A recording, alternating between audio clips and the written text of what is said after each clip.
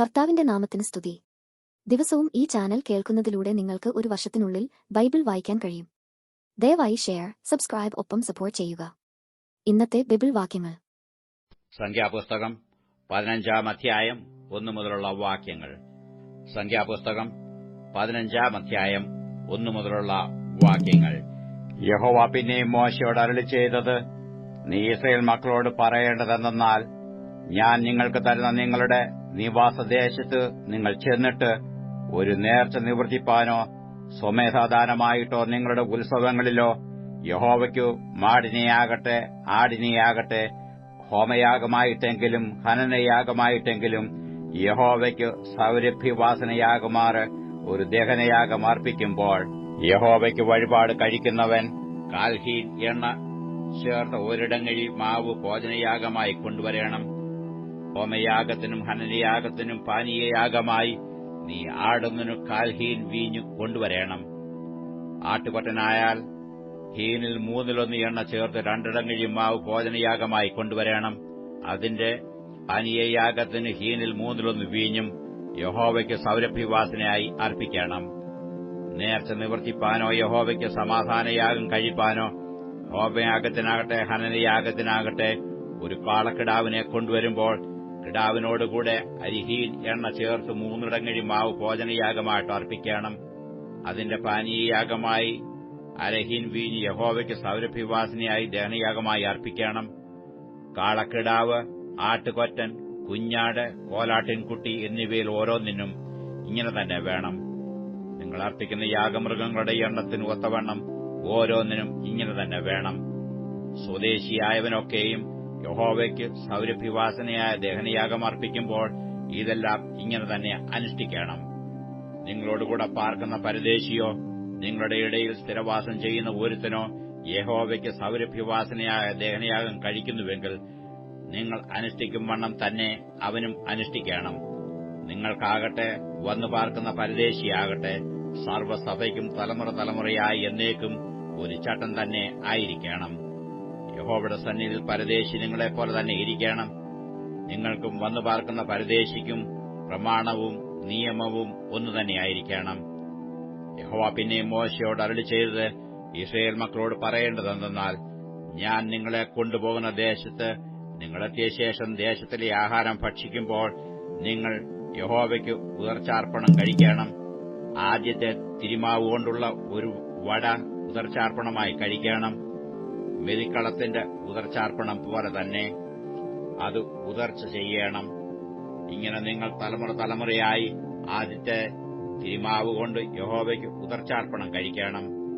യഹോവ മോശയോട് കൽപ്പിച്ച ഈ സകല കൽപ്പനകളിലും യാതൊന്നെങ്കിലും യഹോവ മോശയോട് കൽപ്പിച്ച നാൾ മുതൽ തലമുറയായി യഹോവ മോശ മുഖാന്തരം നിങ്ങളോട് കൽപ്പിച്ച സകലത്തിലും യാതൊന്നെങ്കിലും നിങ്ങൾ പ്രമാണിക്കാതെ തെറ്റ് ചെയ്താൽ, അറിയാതെ കണ്ടു അബദ്ധവശാൽ സഭ വല്ലതും ചെയ്തു പോയാൽ, സഭയെല്ലാം കൂടെ ഹോമയാഗത്തിനായി ഒരു കാളക്കിടാവിനെയും പാപയാഗത്തിനായി ഒരു കോലാട്ടുകൊറ്റനെയും ചട്ടപ്രകാരം അതിനുള്ള ഭോജനയാഗത്തോടും പാനീയയാഗത്തോടും കൂടെ യഹോവയ്ക്ക് സൗരഭ്യവാസനയായി അർപ്പിക്കണം. ഇങ്ങനെ പുരോഹിതൻ ഇസ്രായേൽ മക്കളുടെ സർവ്വസഭയ്ക്കും വേണ്ടി പ്രായശ്ചിത്തം കഴിക്കണം. എന്നാൽ അത് അവനോട് ക്ഷമിക്കും. അത് അബദ്ധവശാൽ സംഭവിക്കുകയും അവർ തങ്ങളുടെ അബദ്ധത്തിനായിട്ട് യഹോവയ്ക്ക് ദഹനയാഗമായി തങ്ങളുടെ വഴിപാടും പാപയാഗവും യഹോവയുടെ സന്നിധിയിൽ അർപ്പിക്കുകയും ചെയ്തുവല്ലോ. എന്നാൽ അത് ഇസ്രായേൽ മക്കളുടെ സർവ്വസഭയോടും അവരുടെ ഇടയിൽ വന്നു പാർക്കുന്ന പരദേശിയോടും ക്ഷമിക്കപ്പെടും. തെറ്റ് സർവ്വജനത്തിനുമുള്ളതായിരുന്നുവല്ലോ. ഒരാൾ അബദ്ധവശാൽ പാപം ചെയ്താൽ അവൻ തനിക്ക് വേണ്ടി പാപയാഗത്തിനായി 1 വയസ്സ് പ്രായമുള്ള ഒരു പെൺകോലാട്ടിനെ അർപ്പിക്കണം. അബദ്ധവശാൽ പാപം ചെയ്തവന് പാപപരിഹാരം വരുത്തുവാൻ പുരോഹിതൻ അവനുവേണ്ടി യഹോവയുടെ സന്നിധിയിൽ പ്രായശ്ചിത്തകർമ്മം അനുഷ്ഠിക്കണം. എന്നാൽ അത് അവനോട് ക്ഷമിക്കപ്പെടും. ഇസ്രായേൽ മക്കളുടെ ഇടയിൽ അബദ്ധവശാൽ പാപം ചെയ്യുന്നവൻ സ്വദേശിയോ വന്നു പാർക്കുന്ന പരദേശിയോ ആയാലും പ്രമാണം ഒന്നു തന്നെയായിരിക്കണം. എന്നാൽ സ്വദേശികളിലോ പരദേശികളിലോ ആരെങ്കിലും കരുതിക്കൂട്ടിക്കൊണ്ട് ചെയ്താൽ അവൻ യഹോവയെ ദൂഷിക്കുന്നു. അവനെ അവന്റെ ജനത്തിൽ നിന്ന് ഛേദിച്ചു കളയണം.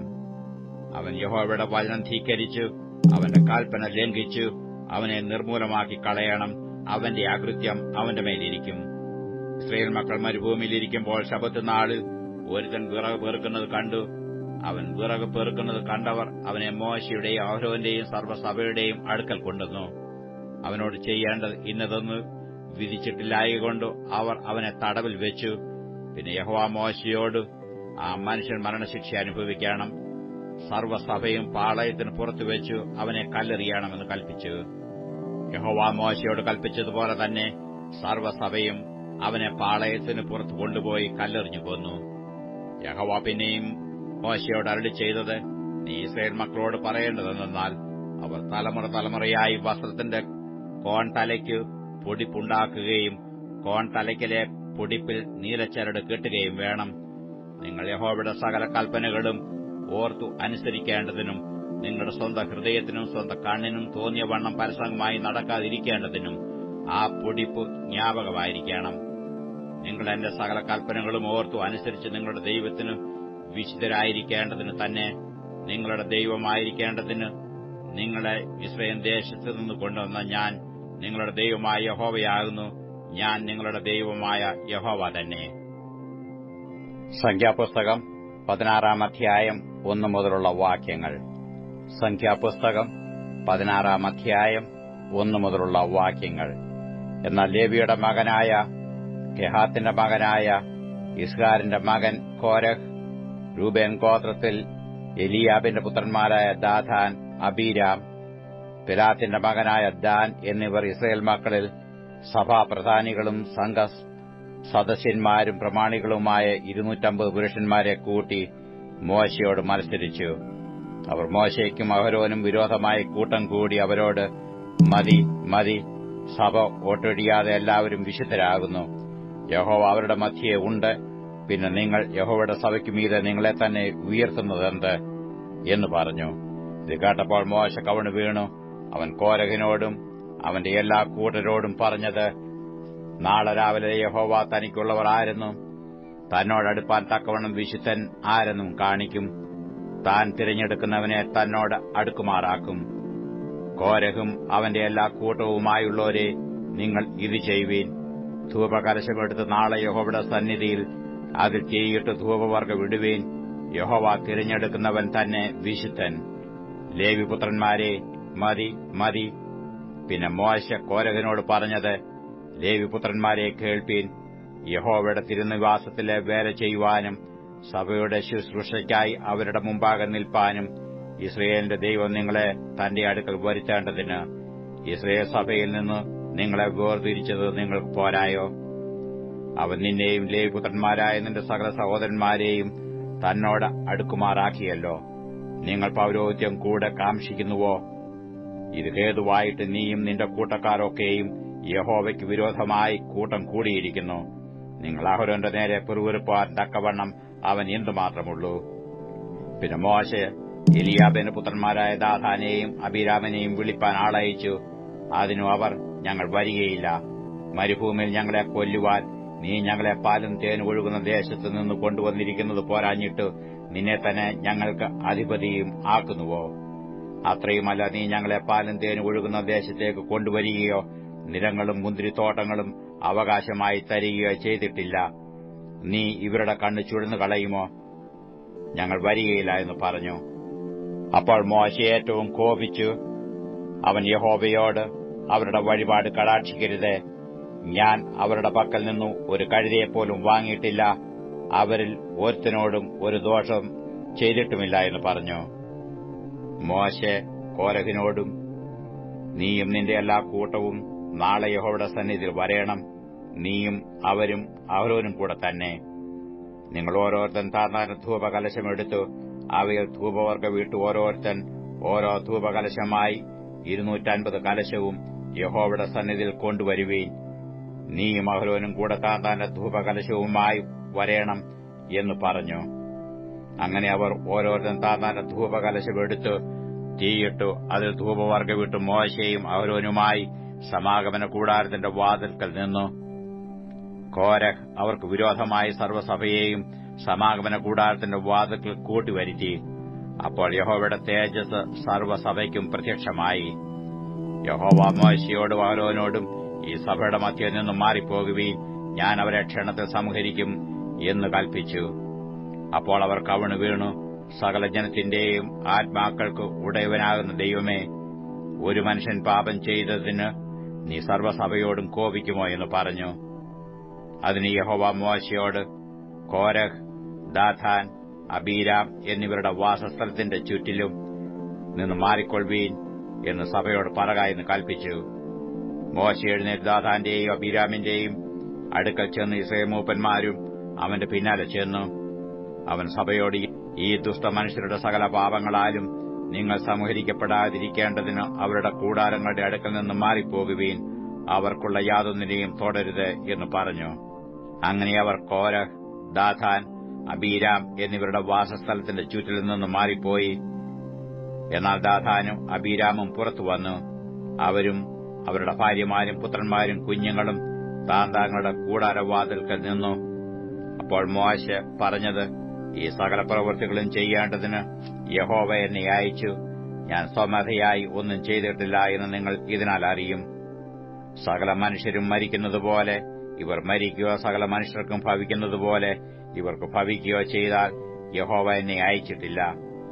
എന്നാൽ യഹോവ ഒരു അപൂർവ കാര്യം പ്രവർത്തിക്കുകയും ഭൂമി വായ് പിളർന്ന് അവരെയും അവർക്കുള്ള സകലത്തെയും വിഴുങ്ങിക്കളയുകയും അവർ ജീവനോടെ പാതാളത്തിലേക്ക് ഇറങ്ങുകയും ചെയ്താൽ അവർ യഹോവയെ നിരസിച്ചു എന്ന് നിങ്ങൾ അറിയും. അവൻ ഈ വാക്കുകളെല്ലാം പറഞ്ഞു തീർന്നപ്പോൾ അവരുടെ കീഴെ ഭൂമി പിളർന്നു. ഭൂമി വായ് തുറന്നു അവരെയും അവരുടെ കുടുംബങ്ങളെയും കോരഹിനോട് ചേർന്നിട്ടുള്ള എല്ലാവരെയും അവരുടെ സർവ്വസമ്പത്തിനെയും വിഴുങ്ങിക്കളഞ്ഞു. അവരും അവരോട് ചേർന്നിട്ടുള്ള എല്ലാവരും ജീവനോടെ പാതാളത്തിലേക്ക് ഇറങ്ങി ഭൂമി അവരുടെ മേൽ അടയുകയും അവർ സഭയുടെ ഇടയിൽ നിന്ന് നശിക്കുകയും ചെയ്തു. അവരുടെ ചുറ്റും ഇരുന്ന ഇസ്രായേല്യരൊക്കെയും അവരുടെ നിലവിളി കേട്ടു, ഭൂമി നമ്മെയും വിഴുങ്ങിക്കളയരുതേ എന്ന് പറഞ്ഞു ഓടിപ്പോയി. അപ്പോൾ യഹോവെങ്കൽ നിന്ന് തീ പുറപ്പെട്ടു ധൂപം കാട്ടിയ 250 പേരെയും ദഹിപ്പിച്ചു. യഹോവ മോശെയോട് അരുളി ചെയ്തത്, പുരോഹിതനായ അഹ്റോന്റെ മകൻ എലെയാസാരിനോട് അവൻ എരുതിയുടെ ഇടയിൽ നിന്ന് ധൂപകലശങ്ങൾ എടുപ്പാൻ പറക. അവ വിശുദ്ധമാകുന്നു, തീ അങ്ങോട്ട് തട്ടിക്കളയുകയും ചെയ്യുക. പാപം ചെയ്ത് തങ്ങൾക്ക് ജീവനാശം വരുത്തിയ ഇവരുടെ ധൂപകലശങ്ങൾ യാഗപീഠം പൊതിവാൻ അടിച്ചു തകിടാക്കണം. അത് യഹോവയുടെ സന്നിധിയിൽ കൊണ്ടുവന്നതിനാൽ വിശുദ്ധമാകുന്നു. ഇസ്രായേൽ മക്കൾക്ക് അത് ഒരു അടയാളമായിരിക്കട്ടെ. വെന്തുപോയവർ ധൂപം കാട്ടിയ താമ്ര കലശങ്ങൾ പുരോഹിതനായ എലെയാസാർ എടുത്തു. അഹ്റോന്റെ സന്തതിയിൽ അല്ലാത്ത യാതൊരു അന്യനും യഹോവയുടെ സന്നിധിയിൽ ധൂപം കാണിപ്പാൻ അടുക്കുകയും കോരഹിനെയും അവന്റെ കൂട്ടുകാരെയും പോലെ ആകുകയും ചെയ്യാതിരിക്കേണ്ടതിന് ഇസ്രായേൽ മക്കൾക്ക് ജ്ഞാപകമായി അവയെ യാഗപീഠം പൊതിവാൻ തകിടായി അടുപ്പിച്ചു. യഹോവ മോശെ മുഖാന്തരം കൽപ്പിച്ചതുപോലെ തന്നെ. പിറ്റേനാൾ ഇസ്രായേൽ മക്കളുടെ സഭയെല്ലാം മോശയ്ക്കും അഹ്റോനും വിരോധമായി പിറുപിറുത്തു, നിങ്ങൾ യഹോവയുടെ ജനത്തെ കൊന്നുകളഞ്ഞു എന്ന് പറഞ്ഞു. ഇങ്ങനെ മോശയ്ക്കും അഹ്റോനും വിരോധമായി സഭ കൂടിയപ്പോൾ അവർ സമാഗമന കൂടാരത്തിന്റെ നേരെ നോക്കി മേഘം അതിനെ മൂടി യഹോവയുടെ തേജസ്സും പ്രത്യക്ഷമായിരിക്കുന്നത് കണ്ടു. അപ്പോൾ മോശെയും അഹ്റോനും സമാഗമന കൂടാരത്തിന്റെ മുമ്പിൽ ചെന്നു യഹോവ മോശെയോട്, ഈ സഭയുടെ മധ്യേ നിന്ന് മാറിപ്പോകുവീൻ, ഞാൻ അവരെ ക്ഷണത്തിൽ സംഹരിക്കുമെന്ന് അരുളി ചെയ്തു. അപ്പോൾ അവർ കവിണ് വീണു. മോശെ അഹ്റോനോട്, നീ ധൂപകലശമെടുത്തു അതിൽ യാഗപീഠത്തിലെ തീയിട്ട് ധൂപവർഗവും ഇട്ടു വേഗത്തിൽ സഭയുടെ മധ്യേ ചെന്ന് അവർക്ക് വേണ്ടി പ്രായശ്ചിത്തം കഴിക്ക.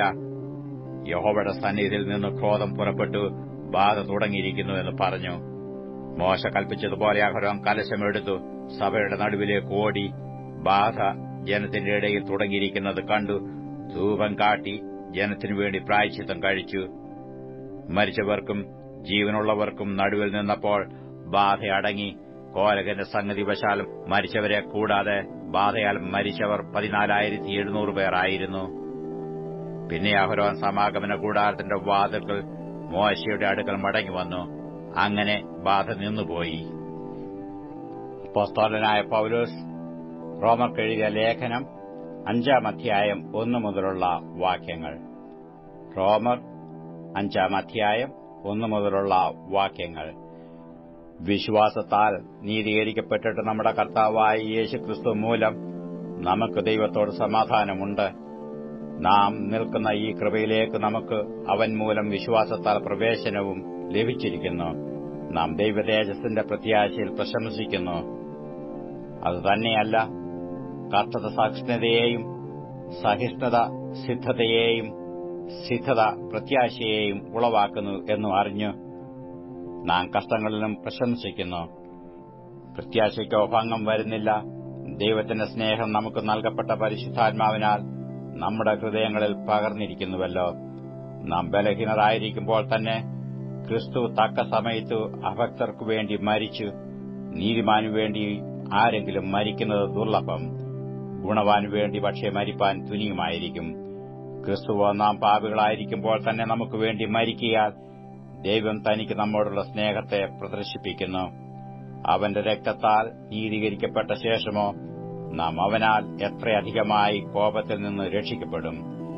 ശത്രുക്കളായിരിക്കുമ്പോൾ തന്നെ നമുക്ക് അവന്റെ പുത്രന്റെ മരണത്താൽ ദൈവത്തോട് നിരപ്പ് വന്നു എങ്കിൽ നിരന്നശേഷം നാം അവന്റെ ജീവനാൽ എത്ര അധികമായി രക്ഷിക്കപ്പെടും. അത്രയുമല്ല, നമുക്ക് ഇപ്പോൾ നിരപ്പ് ലഭിച്ചതിന് കാരണമായ നമ്മുടെ കർത്താവായ യേശുക്രിസ്തു മുഖാന്തരം നാം ദൈവത്തിൽ പ്രശംസിക്കുകയും ചെയ്യുന്നു. അതുകൊണ്ട് ഏകമനുഷ്യനാൽ പാപവും പാപത്താൽ മരണവും ലോകത്തിൽ കടന്നു. ഇങ്ങനെ എല്ലാവരും പാപം ചെയ്യുകയാൽ മരണം സകല മനുഷ്യരിലും പരന്നിരിക്കുന്നു. പാപമോ ന്യായപ്രമാണം വരെ ലോകത്തിൽ ഉണ്ടായിരുന്നു. എന്നാൽ ന്യായപ്രമാണം ഇല്ലാതിരിക്കുമ്പോൾ പാപത്തെ കണക്കിടുന്നില്ല. എങ്കിലും വരുവാനുള്ളവന്റെ പ്രതിരൂപമായ ആദാമിന്റെ ലംഘനത്തിന് തുല്യമായി പാപം ചെയ്യാത്തവരിലും മരണം ആദാം മുതൽ മോശ വരെ വാണിരുന്നു.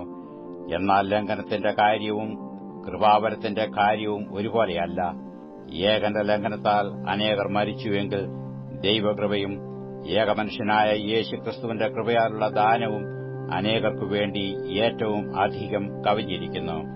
ഏകൻ പാപം ചെയ്തതിന്റെ ഫലവും ദാനത്തിന്റെ കാര്യവും ഒരുപോലെയല്ല. ഏകന്റെ പാപം ശിക്ഷാവിധി കൽപ്പിപ്പാൻ ഹേതുവായി തീർന്നു. കൃപാവരമോ അനേക ലംഘനങ്ങളെ മോചിക്കുന്ന നീതീകരണ വിധിക്ക് ഹേതുവായി തീർന്നു. ഏകന്റെ ലംഘനത്താൽ മരണം ആ ഏകൻ നിമിത്തം വാണു എങ്കിൽ കൃപയുടെയും നീതിദാനത്തിന്റെയും സമൃദ്ധി ലഭിക്കുന്നവർ യേശുക്രിസ്തു എന്ന ഏകൻ നിമിത്തം ഏറ്റവും അധികമായി ജീവനിൽ വാഴും. അങ്ങനെ ലംഘനത്താൽ സകല മനുഷ്യർക്കും ശിക്ഷാവിധി വന്നതുപോലെ ഏകനീതിയാൽ സകല മനുഷ്യർക്കും ജീവകാരണമായ നീതീകരണവും വന്നു. ഏകമനുഷ്യന്റെ അനുസരണക്കേടിനാൽ അനേകർ പാപികളായി തീർന്നതുപോലെ ഏകന്റെ അനുസരണത്താൽ അനേകർ നീതിമാന്മാരായി തീരും. എന്നാൽ ലംഘനം പെരുകേണ്ടതിന് ന്യായപ്രമാണവും ഇടയിൽ ചേർന്നു വന്നു. എങ്കിലും പാപം പെരുകിയടുത്ത് കൃപ അത്യന്തം വർദ്ധിച്ചു. പാപം മരണത്താൽ വാണതുപോലെ കൃപയും നമ്മുടെ കർത്താവായ യേശുക്രിസ്തു മുഖാന്തരം നീതിയാൽ നിത്യജീവനായി വാഴേണ്ടതിന് തന്നെ. അപ്പോസ്തലനായ പൗലോസ് റോമർക്കെഴുതിയ ലേഖനം 6-ാം അധ്യായം 1 മുതലുള്ള വാക്യങ്ങൾ. റോമർ 6-ാം അധ്യായം 1 മുതലുള്ള വാക്യങ്ങൾ. ആകയാൽ നാം എന്തു പറയേണ്ടു? കൃപ പെരുകേണ്ടതിന് പാപം ചെയ്തുകൊണ്ടിരിക്കുകയെന്നോ? ഒരു നാൾ വരുത്. പാപസംബന്ധമായി മരിച്ചവരായ നാം ഇനി അതിൽ ജീവിക്കുന്നത് എങ്ങനെ? അല്ല, യേശുക്രിസ്തുവിനോട് ചേരുവാൻ സ്നാനമേറ്റവരായ നാം എല്ലാവരും അവന്റെ മരണത്തിൽ പങ്കാളികളാകുവാൻ സ്നാനം ഏറ്റിരിക്കുന്നുവെന്ന് നിങ്ങൾ അറിയുന്നില്ലയോ? അങ്ങനെ നാം അവന്റെ മരണത്തിൽ പങ്കാളികളായി തീർന്ന സ്നാനത്താൽ അവനോടുകൂടെ കുഴിച്ചിടപ്പെട്ടു. ക്രിസ്തു മരിച്ചിട്ട് പിതാവിന്റെ മഹിമയാൽ ജീവിച്ചെഴുന്നേറ്റതുപോലെ നാമും ജീവന്റെ പുതുക്കത്താൽ നടക്കേണ്ടതിന് തന്നെ. അവന്റെ മരണത്തിന്റെ സാദൃശ്യത്തോട് നാം ഏകീഭവിച്ചവരായെങ്കിൽ പുനരുത്ഥാനത്തിന്റെ സാദൃശ്യത്തോട് ഏകീഭവിക്കും. നാം ഇനി പാപത്തിനു അടിമപ്പെടാതെ വണ്ണം പാപശരീരത്തിന് നീക്കം വരേണ്ടതിന് നമ്മുടെ പഴയ മനുഷ്യൻ അവനോടുകൂടെ ക്രൂശിക്കപ്പെട്ടു എന്ന് നാം അറിയുന്നു. അങ്ങനെ മരിച്ചവൻ പാപത്തിൽ നിന്നും മോചനം പ്രാപിച്ചിരിക്കുന്നു. നാം ക്രിസ്തുവിനോടുകൂടെ മരിച്ചുവെങ്കിൽ അവനോടുകൂടെ ജീവിക്കുമെന്ന് വിശ്വസിക്കുന്നു. ക്രിസ്തു മരിച്ചിട്ട് ഉയർത്തെഴുന്നേറ്റിരിക്കയാൽ ഇനി മരിക്കയില്ല. മരണത്തിന് അവന്റെ മേൽ ഇനി കർത്തൃത്വമില്ല എന്ന് നാം അറിയുന്നുവല്ലോ. അവൻ മരിച്ചത് പാപസംബന്ധമായി ഒരിക്കലായിട്ട് മരിച്ചു. അവൻ ജീവിക്കുന്നതോ ദൈവത്തിന് ജീവിക്കുന്നു. അവണ്ണം നിങ്ങളും പാപസംബന്ധമായി മരിച്ചവർ എന്നും ക്രിസ്തുവേശുവിൽ ദൈവത്തിന് ജീവിക്കുന്നവർ എന്നും നിങ്ങളെ തന്നെ എണ്ണുവീൻ. ആകയാൽ പാപം നിങ്ങളുടെ മർത്യ ശരീരത്തിൽ അതിന്റെ മോഹങ്ങളെ അനുസരിക്കുമാറി ഇനിയും വാഴരുത്. നിങ്ങളുടെ അവയവങ്ങളെ അനീതിയുടെ ആയുധങ്ങളായി പാപത്തിന് സമർപ്പിക്കുകയും അരുത്. നിങ്ങളെ തന്നെ മരിച്ചിട്ട് ജീവിക്കുന്നവരായും നിങ്ങളുടെ അവയവങ്ങളെ നീതിയുടെ ആയുധങ്ങളായും ദൈവത്തിന് സമർപ്പിച്ചുകൊള്ളുവീൻ. നിങ്ങൾ ന്യായപ്രമാണത്തിനല്ല കൃപയ്ക്കത്രേ അധീനരാകിയാൽ പാപം നിങ്ങൾ കർത്തൃത്വം നടത്തുകയില്ലല്ലോ. എന്നാൽ എന്ത്? ന്യായപ്രമാണത്തിനല്ല കൃപയ്ക്കത്രേ അധീനരാകയാൽ നാം പാപം ചെയ്യുകയെന്നോ? ഒരു നാളും അരുത്.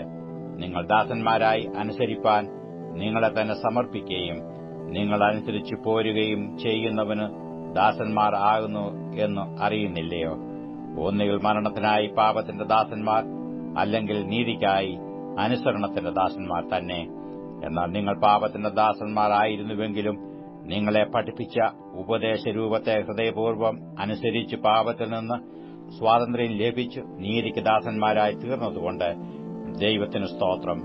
നിങ്ങളുടെ ജഡത്തിന്റെ ബലഹീനത നിമിത്തം ഞാൻ മാനുഷരീതിയിൽ പറയുന്നു, നിങ്ങളുടെ അവയവങ്ങളെ അധർമ്മത്തിനായി അശുദ്ധിക്കും അധർമ്മത്തിനും അടിമകളാക്കി സമർപ്പിച്ചതുപോലെ ഇപ്പോൾ നിങ്ങളുടെ അവയവങ്ങളെ വിശുദ്ധീകരണത്തിനായി നീതിക്ക് അടിമകളാക്കി സമർപ്പിപ്പീൻ. നിങ്ങൾ പാപത്തിന് ദാസന്മാരായിരുന്നപ്പോൾ നീതിയെ സംബന്ധിച്ച് സ്വതന്ത്രരായിരുന്നുവല്ലോ. നിങ്ങൾക്ക് അന്ന് എന്തൊരു ഫലമുണ്ടായിരുന്നു? ഇപ്പോൾ നിങ്ങൾക്ക് ലജ്ജ തോന്നുന്നത് തന്നെ അതിന്റെ അവസാനം മരണമല്ലോ. എന്നാൽ ഇപ്പോൾ പാപത്തിൽ നിന്ന് സ്വാതന്ത്ര്യം പ്രാപിച്ച് ദൈവത്തിന് ദാസന്മാരായിരിക്കാൻ നിങ്ങൾക്ക് ലഭിക്കുന്ന ഫലം വിശുദ്ധീകരണവും അതിന്റെ അന്തം നിത്യജീവനുമാകുന്നു. പാപത്തിന്റെ ശമ്പളം മരണമത്രേ, ദൈവത്തിന്റെ കൃപാവരമോ നമ്മുടെ കർത്താവായ യേശു ക്രിസ്തുവിൽ നിത്യജീവൻ തന്നെ. 67 സങ്കീർത്തനം 1 മുതലുള്ള വാക്യങ്ങൾ. 67 സങ്കീർത്തനം 1 മുതലുള്ള വാക്യങ്ങൾ. ദൈവം നമ്മോട് കൃപ ചെയ്ത് നമ്മെ അനുഗ്രഹിക്കുമാറാകട്ടെ. അവൻ തന്റെ മുഖത്തെ നമ്മുടെ മേൽ പ്രകാശിപ്പിക്കുമാറാകട്ടെ. നിന്റെ വഴി ഭൂമിയിലും നിന്റെ രക്ഷ സകല ജാതികളുടെ ഇടയിലും അറിയേണ്ടതിന് തന്നെ. ദൈവമേ, ജാതികൾ നിന്നെ സ്തുതിക്കും, സകല ജാതികളും നിന്നെ സ്തുതിക്കും. ജാതികൾ സന്തോഷിച്ചു ഘോഷിച്ചുല്ലസിക്കും. നീ വംശങ്ങളെ നേരോടെ വിധിച്ച് ഭൂമിയിലെ ജാതികളെ ഭരിക്കുന്നുവല്ലോ. ദൈവമേ, ജാതികൾ നിന്നെ സ്തുതിക്കും, സകല ജാതികളും നിന്നെ സ്തുതിക്കും. ഭൂമി അതിന്റെ അനുഭവം തന്നിരിക്കുന്നു. ദൈവം, നമ്മുടെ ദൈവം തന്നെ നമ്മെ അനുഗ്രഹിക്കും. ദൈവം നമ്മെ അനുഗ്രഹിക്കും. ഭൂമിയുടെ അറുതികളൊക്കെയും അവനെ ഭയപ്പെടും.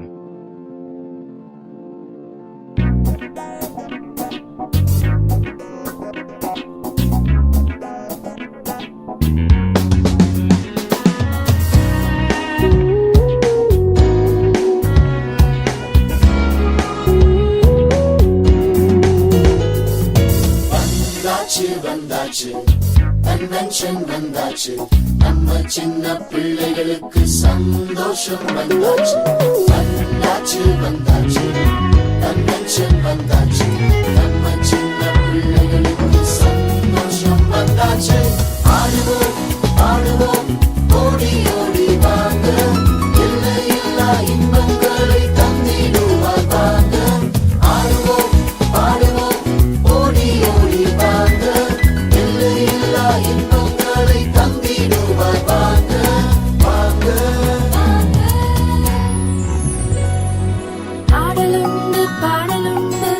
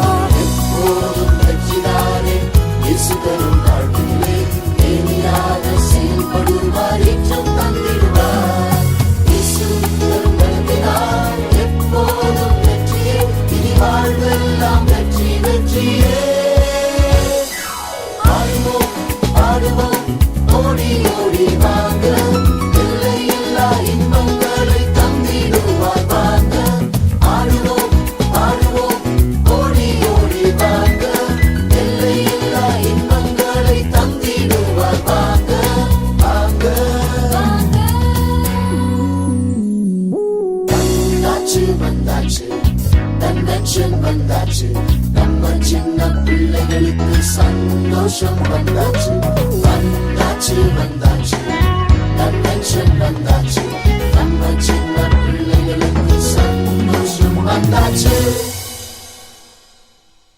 2024 വർഷത്തെ പെന്തകോസ്തേ മിഷന്റെ മാസത്തെ കൺവെൻഷൻ മാർച്ച് 6 മുതൽ 10 വരെ തീയതി വരെ നടക്കും. നിങ്ങളെ എല്ലാവരെയും ചെന്നൈ ഇരുമ്പിയൂർ വരണമെന്ന് സ്വാഗതം ചെയ്യുന്നു.